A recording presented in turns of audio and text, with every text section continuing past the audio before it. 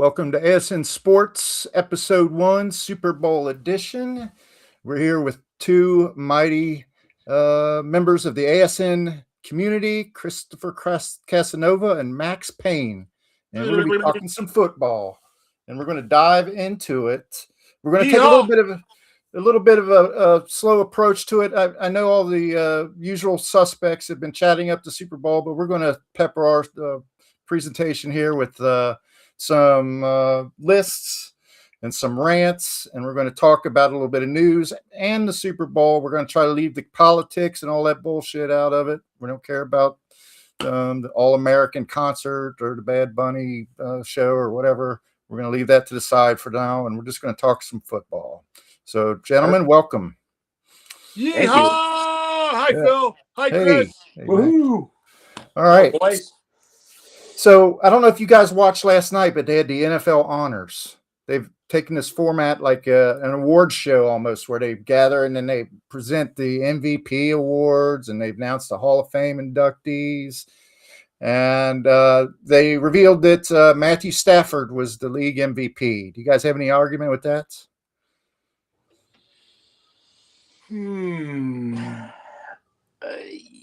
Ew. You know, hitting you with a curveball. You know, he did. I gotta say, man, the guy, the last 3-4 games, wow, he's played like a fucking monster, hasn't he? Yeah. I mean, I gotta say, he's, you know, if you're gonna try and pitch a standout of the last part of the season and the playoffs, getting to where everybody is now and down to that moment, God, he played like a maniac at the end. Well, I didn't realize his stats were so good, but he had, let me bring it up here. He had 4,707 yards passing. Wow. 46 touchdown passes against 8 interceptions, and a 65% completion percentage. I mean, he just had a monster year, and I think he's like 39 or something. I thought he was done 2 or 3 years ago in Super Bowl 56. But that's a Rams team that I would say on paper they're probably not the best. He took them pretty darn far in the playoffs as well. Actually, to the NFC Championship. They were there like one game away from the Super Bowl. So with the top of the stats, that's impressive. Right. So, I didn't notice he was having that good of a season. I'd hear people say, "Oh, Matthew Stafford's really tearing it up," or he's really good. But those numbers are stunning. Really, I was surprised. They have Puka Nacua, of course, the great target that he throws to. They had a good tight end. I don't think they were a great team, but I felt like in the playoffs, when it got to the championship round, the conference championship, I felt like the Rams were the best team in the tournament. Turned out not to be the case. But I think a lot of it had to do with Mr. Stafford. So don't you think, though, that the funny part about that is it's so true, is Seattle, the 12th man for Seattle had such an impact. Their hometown strategy and that whole 12th man thing, when they got home field, I knew when they had home field advantage in the playoffs and then they got the bye week, I knew that they were going to be really, really tough to dethrone in Seattle. But you got to give LA credit like a motherfucker, because they went to Seattle and gave Seattle everything they could handle in front of their home crowd. Yeah. And I just, so I think that's why, I'm not afraid to give that to Matt, those kind of accolades to Matt, because he played his balls off. And in fairness, he's playing in LA and he goes to Chicago and has a ridiculous game in a blizzard, that winter was wild, man. They were so out of their element, right? Right. Comparatively. And they went. I think the weather would have really had an impact on his game, but it didn't. He delivered in that game too. Right. And so to me, that's the kind of moment, if you're an athlete and you arise in a situation, and that's like, don't you think, Chris? That's like not nothing to go to Chicago and play in Chicago outside in the middle of a traditional Chicago weather shit show and play the way he played that game. And to me, the end of this season, the playoffs, man, that's when I just love being a football team or a football fan. Oh yeah. You know what I mean? Because it was just great football, no matter who you were cheering for. Especially the wild card round, because you got games all day long, all weekend long, and then they even include a Monday night game. They had the Steelers versus whoever bounced the Steelers. I can't remember, but right, the Steelers. I think versus, New England. it was LA, wasn't it? Who was it they played? The Chargers. The Cardinals. The Chargers. I can't remember who won that Monday night game, but it was just kind of novel to have a Monday night playoff game. That's something they kind of worked into the fabric over the last few years. Was it Denver? No, it wasn't Denver. Got home field advantage. Who did they play, man? The Steelers, when they lost, that everybody had high hopes of Aaron Rodgers taking them to the divisional championships, right. And he just folded like a fucking house of cards. I want to say it was the Chargers. Yeah, it was the Chargers. That's who it was. Yeah, that's right. It was the Chargers. Yep, it was the Chargers. But I think Stafford has built himself with the Super Bowl win and with this MVP. There's no question he's probably a first ballot Hall of Famer at this point. So I agree with that. Yeah. So that leads to the next revelation from the NFL honors. They had the Hall of Fame inductees, and so the inductees were Drew Brees, Larry Fitzgerald, Luke Kuechly, Adam Vinatieri, and Roger Craig. Finally, Roger Craig. Finally, I love Roger Craig. He should have been there a long time ago. That guy. He was like one of the first guys that had 1,000 yards, 1,000 receiving, 1,000 rushing yards. He was a cornerstone for the 49ers' West Coast offense. I mean, that guy was great.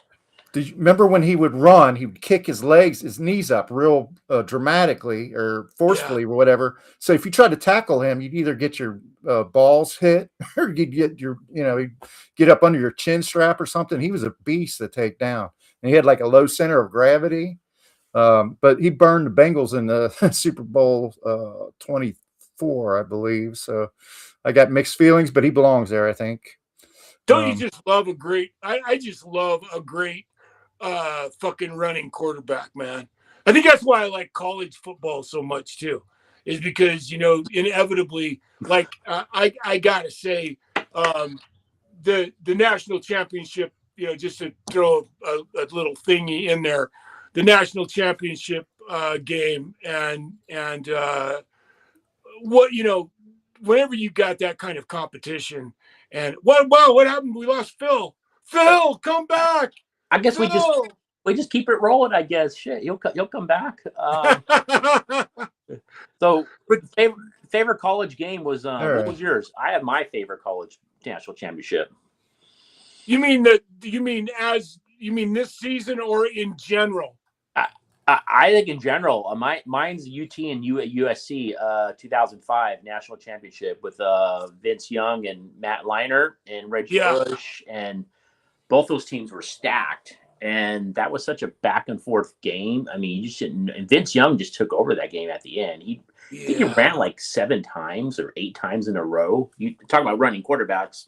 Yeah. I just USC. I just love great running quarterbacks and the quarterback for Indiana.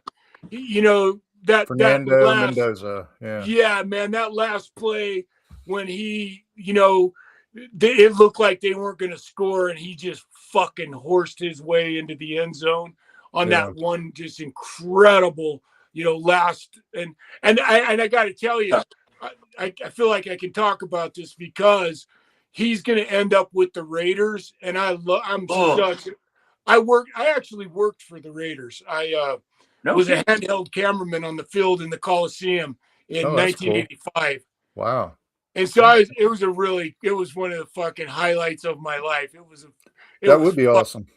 Oh yeah, and it Yeah. was during that great era, like Lyle Alzado and fucking Howie Long Michael and Haynes, yeah, all of the great Tim Brown. Yeah. Wilson was the quarterback, and it was just one of those, it's just one of those eras. And so, I am so, I would love. First of all, I think I love the Raiders, but I really love their logo. But I really think the Raiders need to do what the Patriots did. I think they need to change their logo and modernize their logo. Keep the old Raiders logo and have the retro uniforms so that, like, every season they play 3 or 4 games in their retro outfits.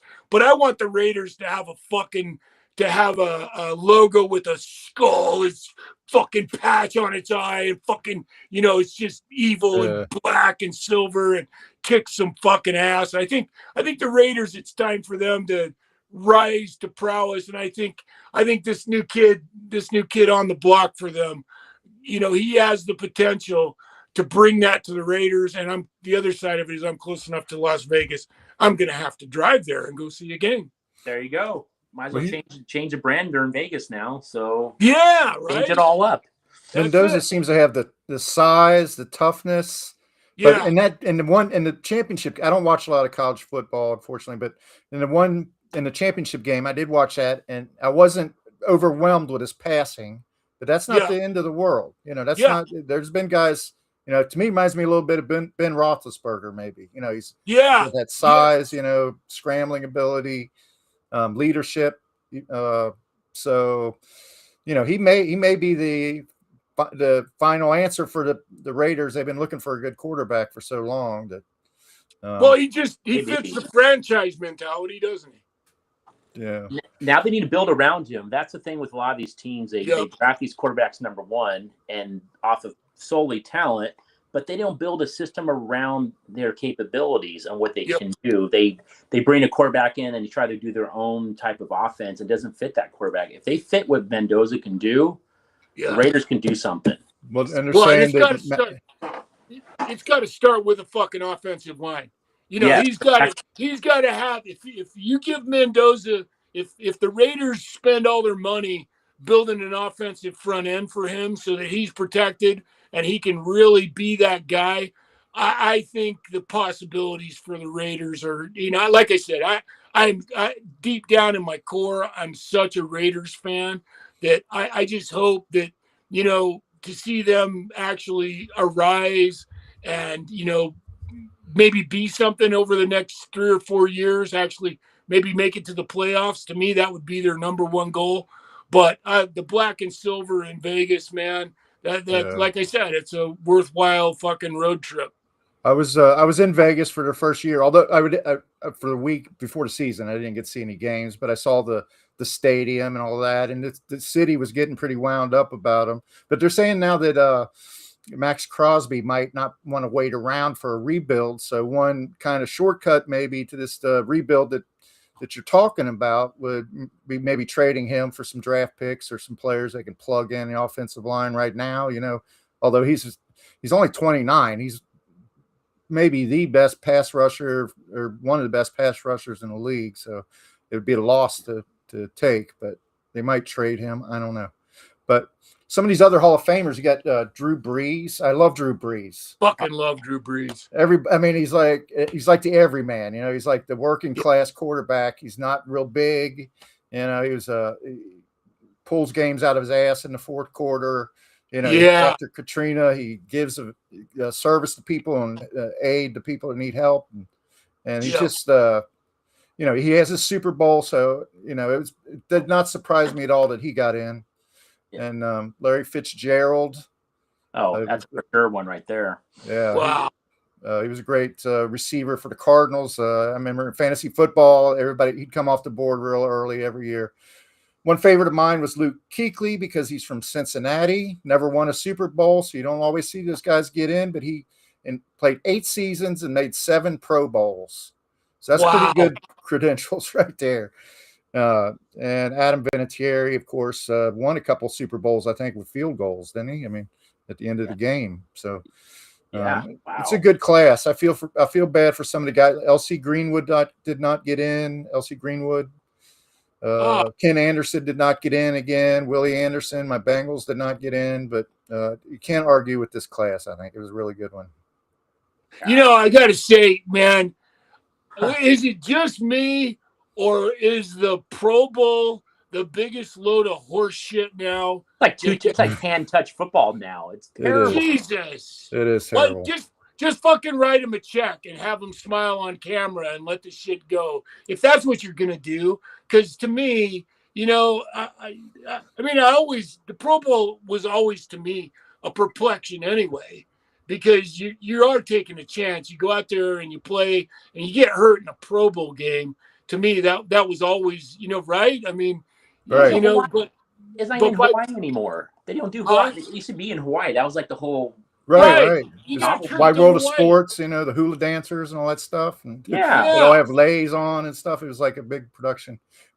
But pursuant to what you're talking about, I bookmarked a video from the Pro Bowl. Oh, nice. I wanted to play for us to talk about here. Cool. I think you know which one I'm going to play here. Oh gosh, this the one where he almost loses his knee. Yeah. Let's see here. Better said, yes. Go off with time. Oh! Speaking of great on great, ladies and gentlemen, Chase. Hello. How you doing? What an outrageous play that is. I mean, he caught that an inch or two off the ground. Should he be playing both ways? He should be fined. The team should fine him. Can you imagine, though? Can you imagine if he would have fucking blew his ACL doing something like that? Right. Why risk it? Okay, so I think they're trying to appeal to a certain audience. Maybe kids like the flashier side of the game. They like guys that show off like that, and I don't know, but I work with a guy. He said his kid came in after watching the Pro Bowl, and he said, "Dad, this is pathetic. This is I see better games on the schoolyard than this."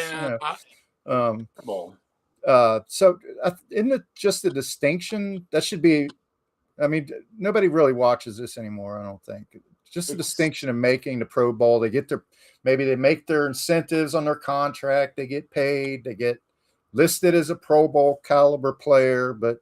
Just give them their fucking check and let it go at that. Yeah. That's the way I look at it. They're not even the best players either. I mean, Jamar Chase is up there, but a lot of these players that go to the Super Bowl or deep in the playoffs, a lot of them just back out, and they're like, yeah.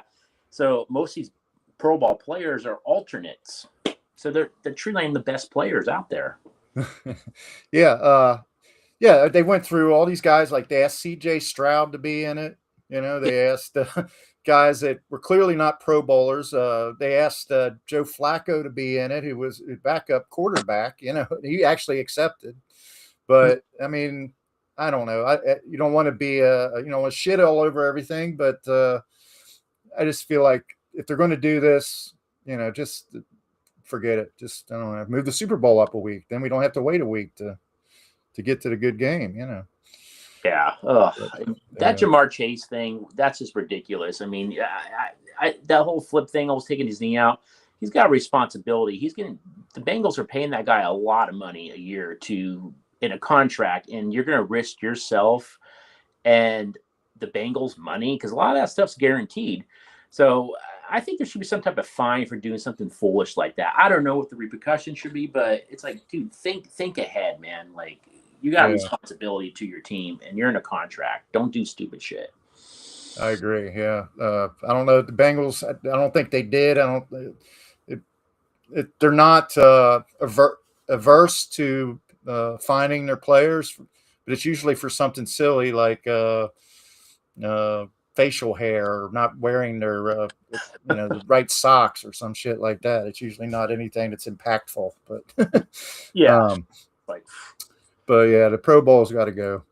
Yeah, to me, it's like a ridiculous dilemma. My wife was asking me about it, and I said, because I couldn't remember what the philosophy was.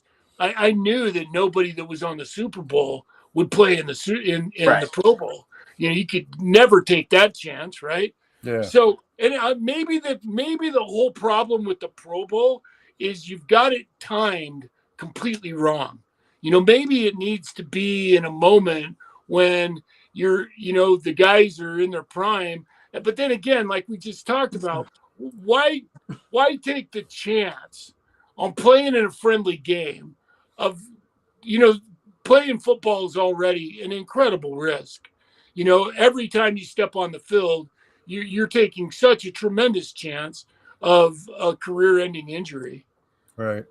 Why even take that, take that risk at any time of the year?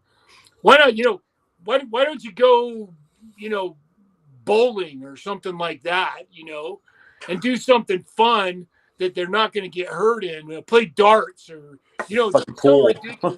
Huh? Playing pool. There you go. Why not? Yeah. Why not go do something like we were talking about earlier? Go to Hawaii and have a rowing contest. Yeah. Do something that is a lot of fun. You're not going to die. You're not going to get hurt, and you win if you win, then the East wins because it's a test of endurance rather than them going out there and taking a chance on getting hurt. Imagine since it's a league sanctioned event that he's cut, he's probably covered. He's not going to be violating anything if he gets injured in the game. But remember Jeff Kent of the San Francisco Giants?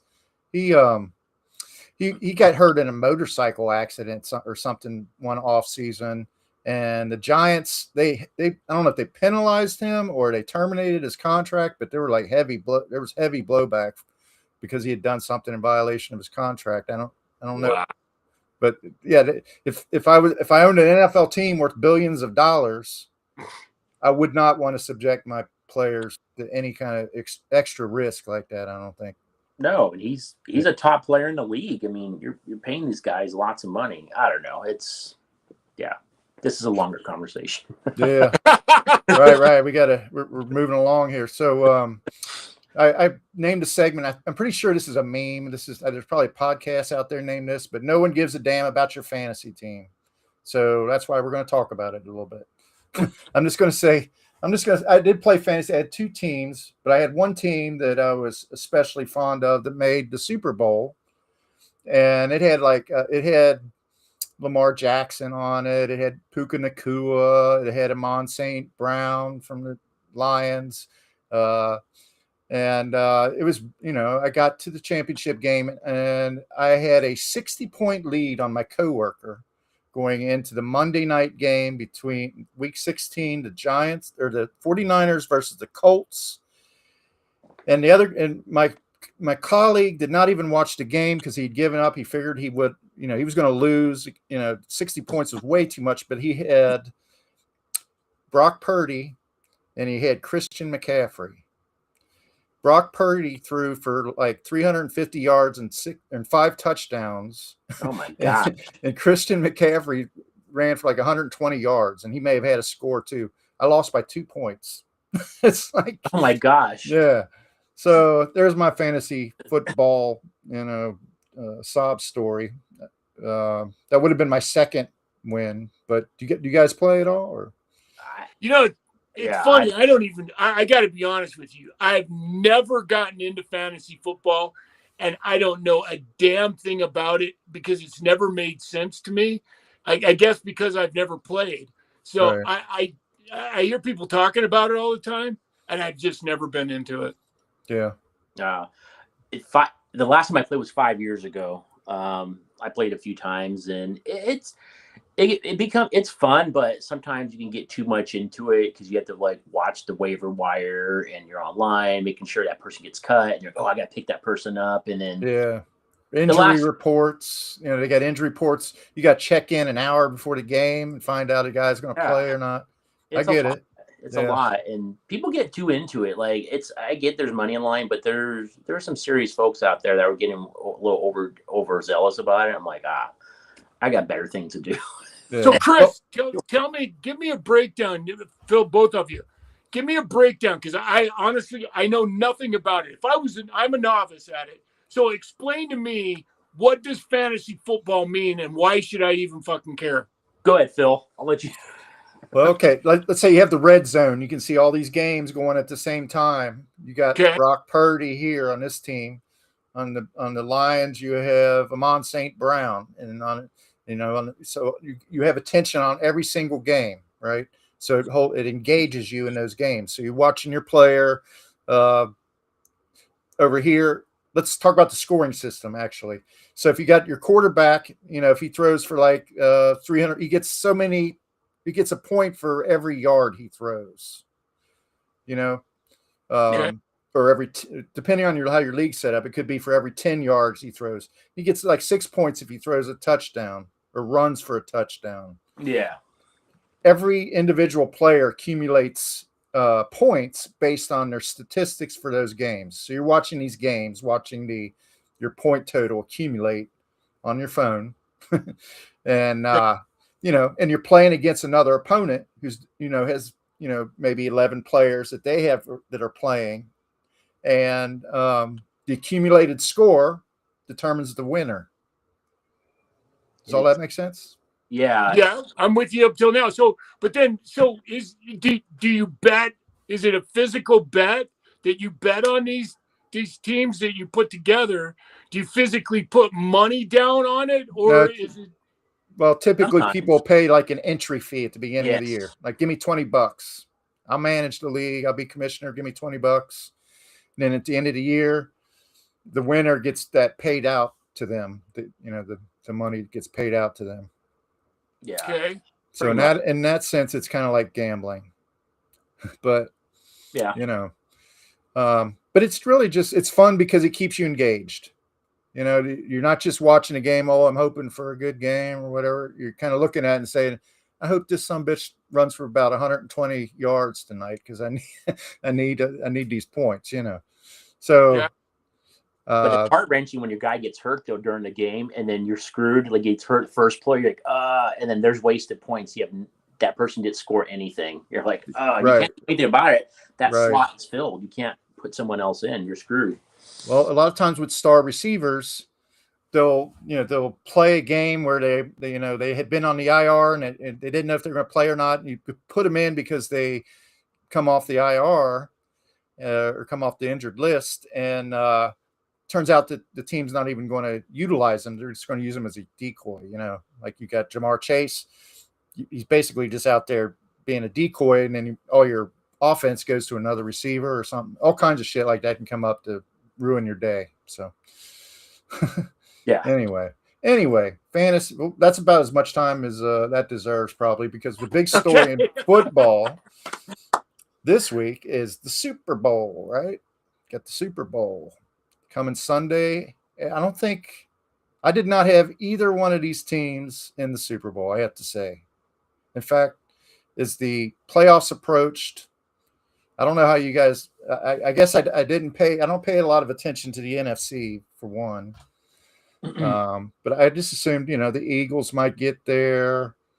Maybe it's the Bills year without the Chiefs in there, maybe. I just did not see Denver looked really strong when Bo Nix was healthy. Yeah. So I thought Denver might make it. I really did not think New England.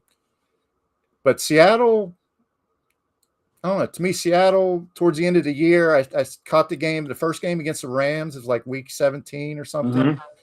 They gave up a lot of points, and Stafford had a good game. So, but what I saw is they made defensive plays when they had to make them, and you could tell it was a good defensive team. And then when the playoffs started, you could see that their defense was a great deal better than really I thought it was. So I've come to warmed up to the Seahawks. Sam Darnold. I don't know about Sam Darnold. He seems more of like a game manager type quarterback. He's not. He's not Joe Burrow. He's not Josh Allen. He making right throws.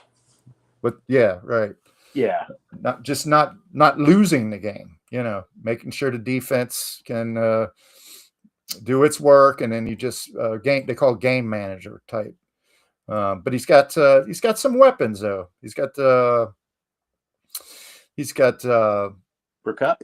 Najigba, Jackson Najigba, and the running back Walker. Is it Walker the third? Walker the third, and then Cooper Cup. Cooper Cup from the Rams. Right. So that can take one of his game managers and turn him into a very serviceable quarterback. I think, so I don't know. I guess I'm going to go around the room here and find out what you guys' predictions are.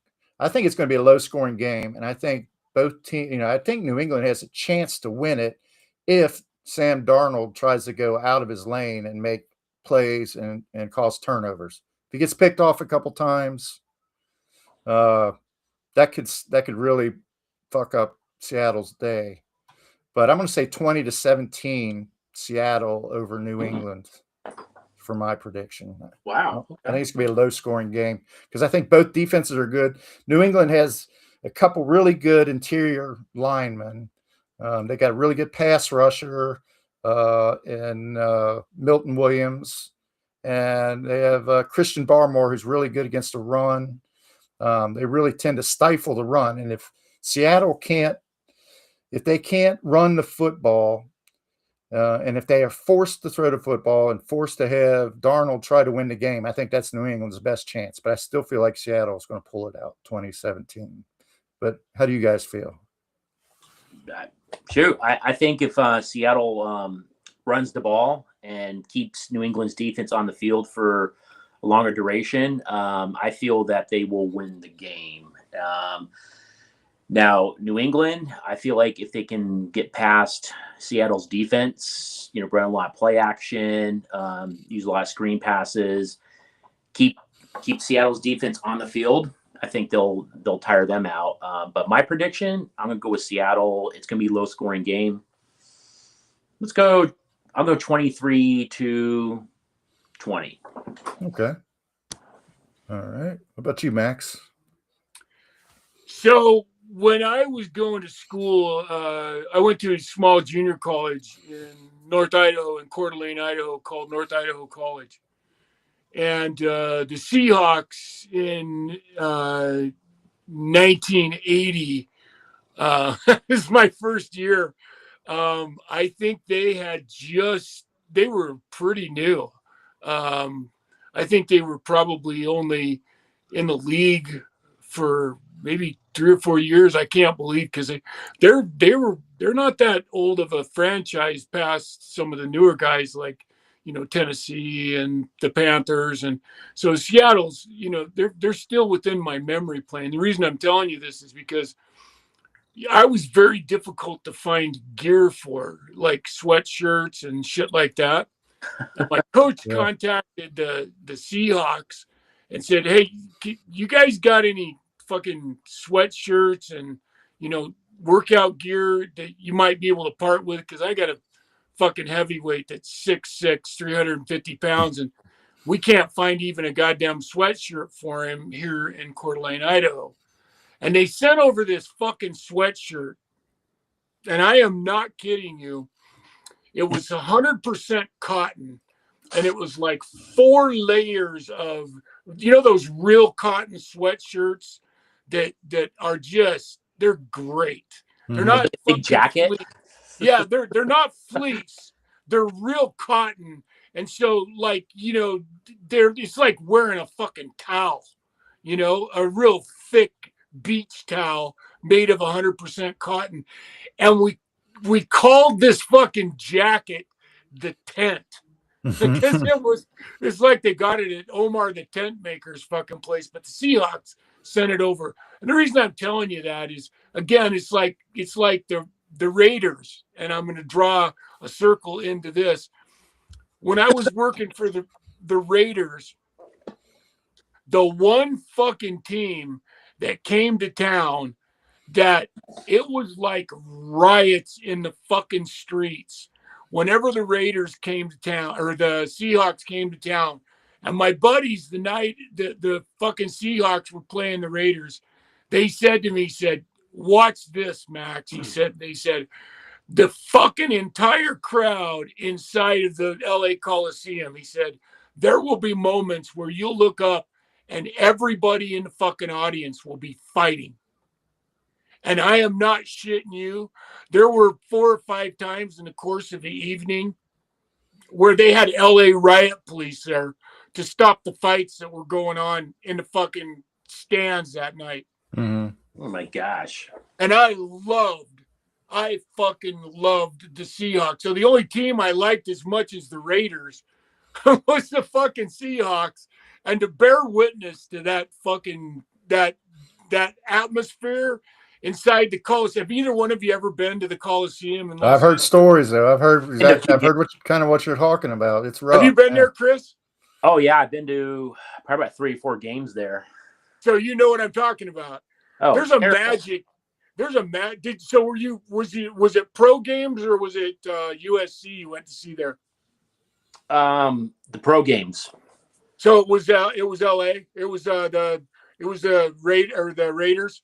Yeah, it was. Well, I've been to both stadiums. I've been to the LA Memorial Coliseum and also Oakland as well. I've been to both.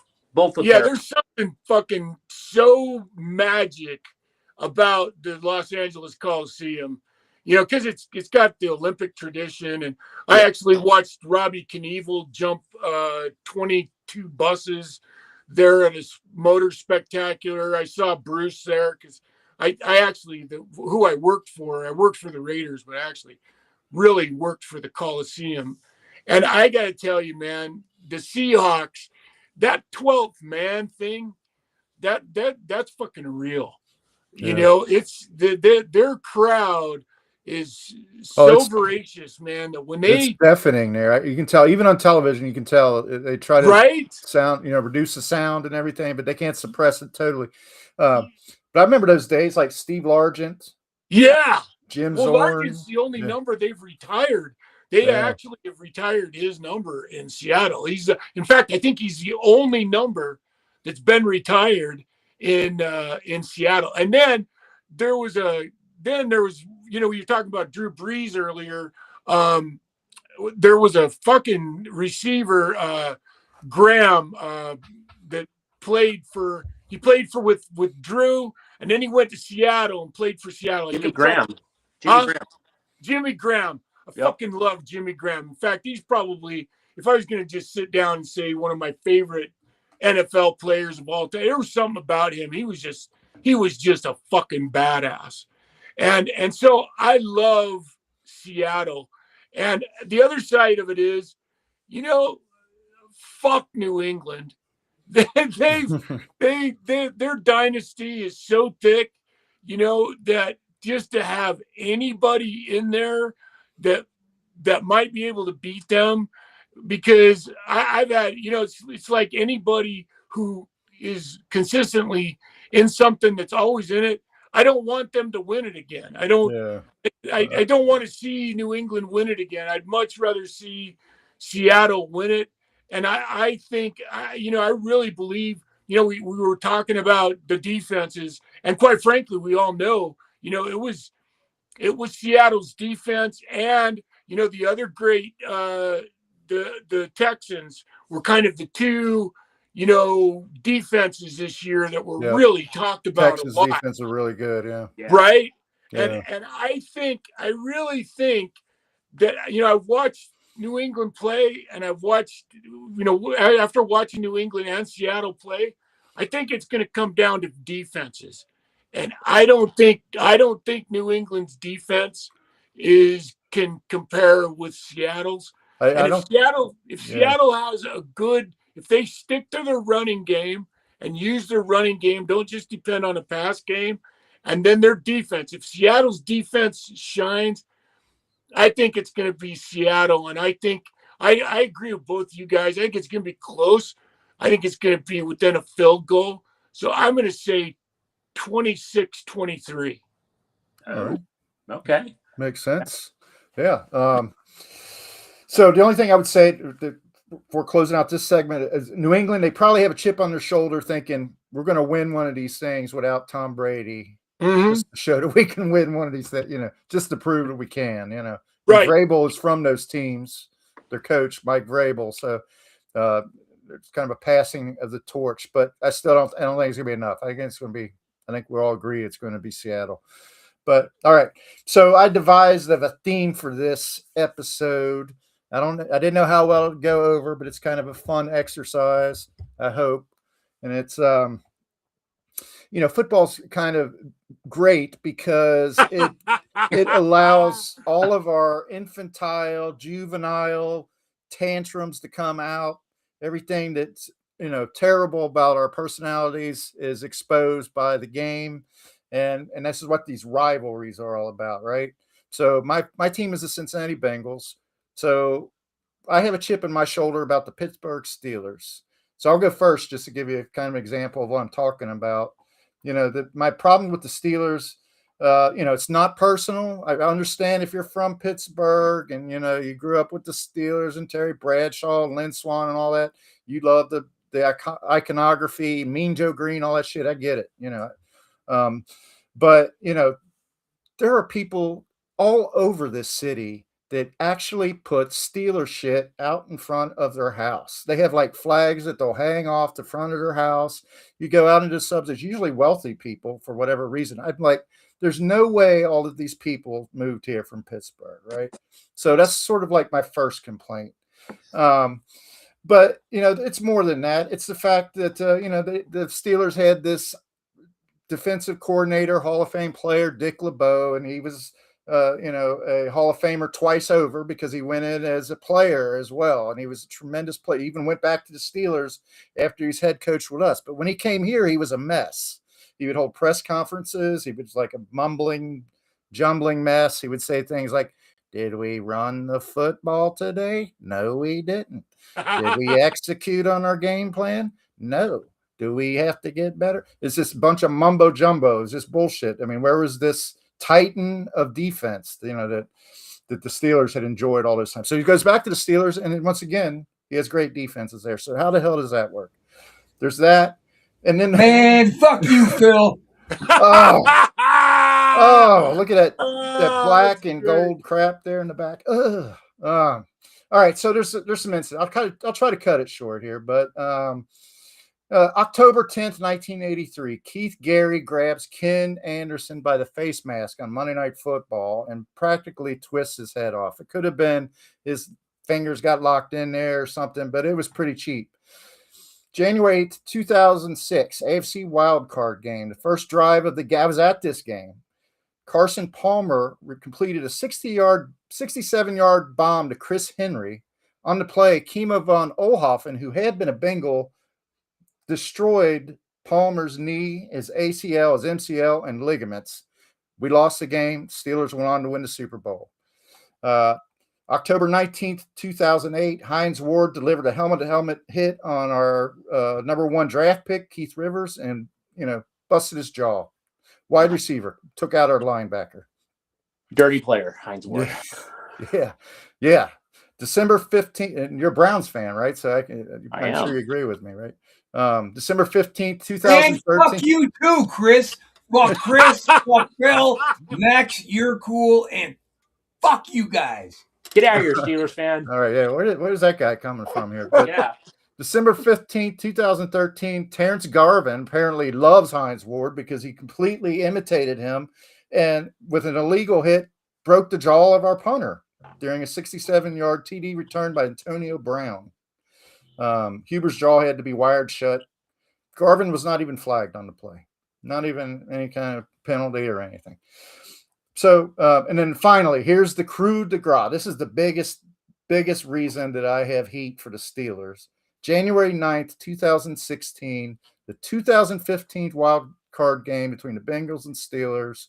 The Bengals picked off an injured Roethlisberger with a minute to play. They took over the ball with a point lead. All they had to do was run out the clock, right? Well, we had a dipshit running back, our number one draft pick that year. He fumbled the football. Roethlisberger came back out. His shoulder was so injured he could barely throw.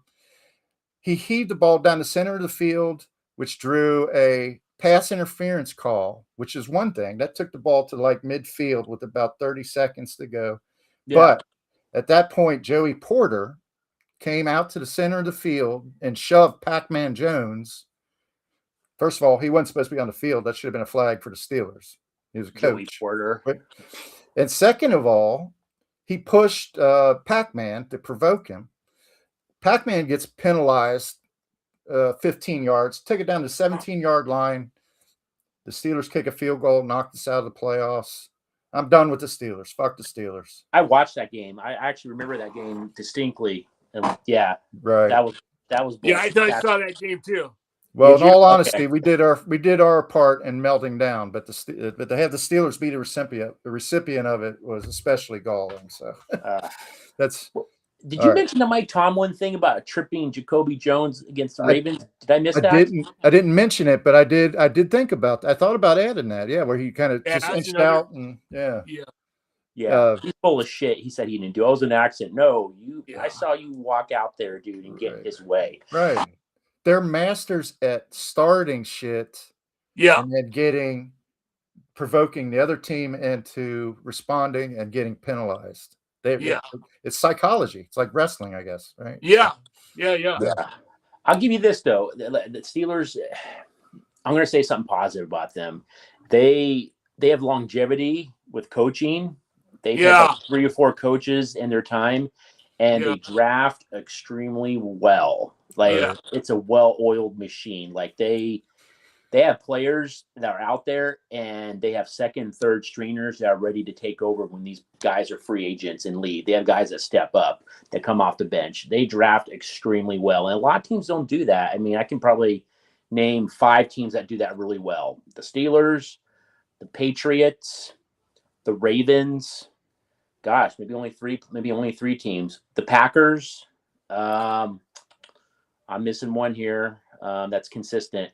I'll go with those 4. Those are 4 consistent teams that are always good, and they draft extremely well. Yeah. Well, there's definitely a Steeler. I give them that. There's a Steeler way, you know. Yeah. They try to shorten the game. They try to run the football. They try to, like in a playoff scenario, they like to do a trick play. Usually, the immaculate reception. Yeah. So I really. But then the other thing is too, man, I agree with you on this, Phil, in this sense, again, if this was 10 years ago, instead of New England, I would have been talking about the Steelers because, again, they were a fucking dynasty that completely dominated the game for so long. The last thing you wanted to fucking hear was that the Steelers were going to the playoffs and the Super Bowl again. Yeah, right. They were another one of those teams that did that. And then the other thing is, they had such an iconic fucking moment in NFL history. The whole fucking Mean Joe Green fucking commercial, 2 words, "Hey kid." That commercial just fucking everybody was endeared to the Steelers because of that. So they were that team. Chris, I want to hear your take. I want to hear your team that fits into this. Oh gosh. Well, we talked about the North. So before I was a Cleveland fan, I followed the 49ers. So let me pivot to the Niners. So let's go with that. I say the Niners' biggest rivalry was probably the Rams back in the day. And when I mean back in the day, I'm talking about like the Jim Everett, Joe Montana days where those Ram teams were extremely tough. But somehow the 49ers were able to squeak out the win. It wasn't pretty, but they somehow would squeak out the win because those Rams teams they were tough. I mean, Jim Everett, Flipper Anderson, Isaac Bruce. Youngblood. Well, no, I'm going way back. Oh, wow. You're going way, way back. Yeah, Youngblood. Kevin Green. I mean. Kevin Green, yeah. Yeah, those Rams teams were scary. And they were always like Niners always win the division, but the Rams were right there, always on their tail. So it was tough. I think they knocked Joe Montana out a couple times too, out of the game, but he was always hurt for the most part. But yeah, I would go with that rivalry. I don't think it's so much anymore a rivalry, but back then it really was. Yeah, I can see that West Coast rivalry. That you see it in all sports. That the West Coast. I don't know what the West Coast. They seem to. It's kind of insular. It's kind of the Giants, Dodgers. Well, it's it. I mean, come on, it's that way. Chargers. That's the way I felt this year. I mean, I didn't give a fuck if it was the Rams. I didn't care if it was the 49ers. I didn't care if it was Seattle. I just want the West Coast to beat the shit out of the fucking Patriots. I'm from the West Coast, so it doesn't matter to me. I love all those teams because they're West Coast teams, So for me, there's one incident in football. There's a couple of incidents in football that really, I hate dirty football. Okay. I can't stand football where fucking guys get up after a tackle and drag their fucking cleats across guys' face. You know what I'm talking about. The Raiders back in the day. Huh? Yeah. That was the Raiders back in the day. Yeah, exactly. I hate that dirty. No, but I don't like that part of the Raiders play. Okay. That part of the Raiders play. That's why I really think that this new young quarterback will fucking really, Mendoza has an opportunity to make the Raiders, to be as badass as you want to be and have the greatest logo and the greatest look of any team without being a bunch of dirty fucks. And I hate that style of football. I love it when these guys from whistle to whistle play like fucking maniacs and just, but the second the whistle's blown, they reach down and they help each other up. That's to me the way great athleticism and great athletics should be played. And in my mind, there's this fucking team and one guy in particular that to me just completely violates that. And I hated him. And to this day, it's funny. My wife and I, every time we see his name or hear his name, it reminds me how much I hated the Lions and Ndamukong Suh. Oh, yeah. That whole incident when he got up and fucking after the play and did that shitty, dirty football move and kicked the guy that was laying on the ground. Yeah. That's the kind of shit right there that makes me just go, fuck you and the ugly horse you rode in on. Don't play. If you're going to play football that way, if you're not good enough to just be the baddest ass at your position and do it with every ounce of integrity, that you got to go after that and do that kind of shit, then you shouldn't be on the field. That's just my opinion. And so Ndamukong Suh and the Lions at that point, and when they played like that, I fucking hated him, and I hated that mentality. And the other play that was like that was, remember when Jim McMahon was, everybody hated him, and there's that great fucking play. It's not great. There's that great moment where after the fucking play was over, that literally the whistle had been blown for 2 or 3 seconds, and the Green Bay lineman grabbed him and slammed him and destroyed his shoulder. Do you remember that play? I kind of remember that. Yeah. God, I remember seeing McMahon with the thing on his shoulder. Yeah, and that was because after the play was finished, this guy just set forth. All he was doing was trying to hurt him, and he did it. And so that's the kind of play, anybody who engages that, it doesn't have to be team specific, but the Lions were exactly, and there was another team that did that shit, except they did it on the basketball court, and it was the Detroit Pistons, ironically. The bad boys. Remember how fucking dirty them fuckers were in basketball. They used to do on the basketball court. It was a great 30 for 30 on them. That's the one I'm talking about. That Bill what was his name? The fuck I hated.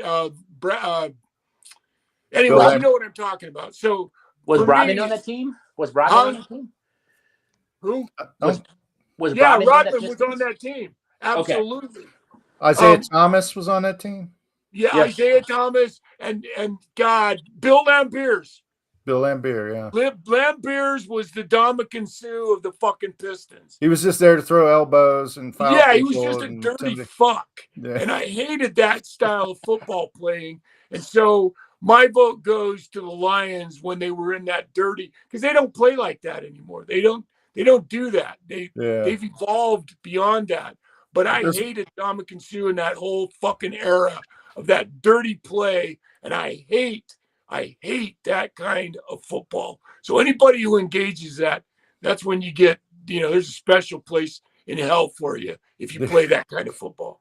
There you go. All right. Max has spoken. I agree with that, man. I don't like dirty football either. But my dad used to do this thing whenever he had spoken, he'd go, and I have spoken. So there you go. That's it.